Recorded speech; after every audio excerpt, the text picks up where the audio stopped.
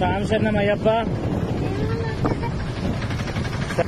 ఏం చేయలేదు, నువ్వేం చేయలేదు. ఏం కాలే, ఏం కాలే, ఊరికే పంపించారు.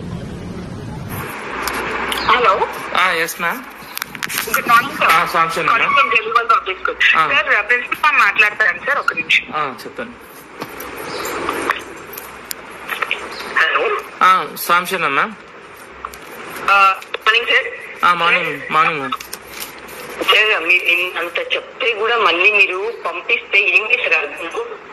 ఏమైంది మ్యామ్? నేను లెటర్ ఇచ్చాను కదా మీకు. మేము కూడా సర్క్యులర్ పంపించాం, చూసుకోండి సార్. నిన్న పంపించలేదు కదా మ్యామ్. నిన్న పంపించి నేను పంపించుకుంటుంటే ఇప్పుడు వచ్చి తీసుకెళ్ళిపోండి సార్. ఇప్పుడు వచ్చేట్లా తీసుకెళ్తాం. మీరు బస్సులో తీసుకెళ్లారు కాబట్టి బస్సులో పంపించండి. నేను ఆఫీస్లో ఉన్నాను. క్లాస్ రూమ్ నేను ఆఫీస్లో ఉన్నాను మ్యామ్. అదే చెప్తున్నాను సార్, బాబు క్లాస్ రూమ్ లో లేడు. బాబు లైబ్రరీలో కూర్చొని ఉన్నాడు. ఎగ్జామ్ అక్కడే కండక్ట్ చేస్తాను, సాయంత్రం బస్ లో వస్తాడు. ఓకేనా సార్? సర్క్యులర్ ఆల్రెడీ వెళ్ళిపోయింది.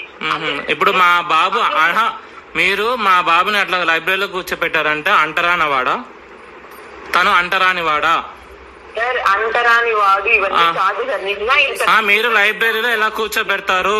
క్లాస్ లో కూర్చోబెట్టకుండా మీరు లైబ్రరీలో ఎలా కూర్చోబెడతారు మ్యామ్? తను అంటరాని వాడా? సార్, ఇప్పుడు మేము అంటరాని వాడా ఇవన్నీ అనట్లేదు సార్. మీరు లైబ్రరీ అట్లా సపరేట్ ఎందుకు కూర్చోబెడతారు? దీక్ష తీసుకుంటే సపరేట్ ఎట్లా కూర్చోబెడతారు? అది ఎంతవరకు కరెక్టు? అది ఎంతవరకు కరెక్టు? ఆవేశపడి మీరు క్లాస్ లో కూర్చోబెట్టండి చెప్తున్నా నేను. మీరు సపరేట్ గా కూర్చోబెట్టే అది పిల్లలకి అవమానం, అది మాకు అవమానం. నేను మళ్ళీ చెప్తున్నాను, మీరు క్లాస్ లో కూర్చోబెట్టారా? సరే సరే సార్, మీరు వచ్చి ఇమీడియట్ గా తీసుకెళ్ళండి. మీరు లైబ్రరీలో కూర్చోబెట్టారా? కావాల్సినట్టు సర్క్యులర్ కూడా పంపించాము. మీరు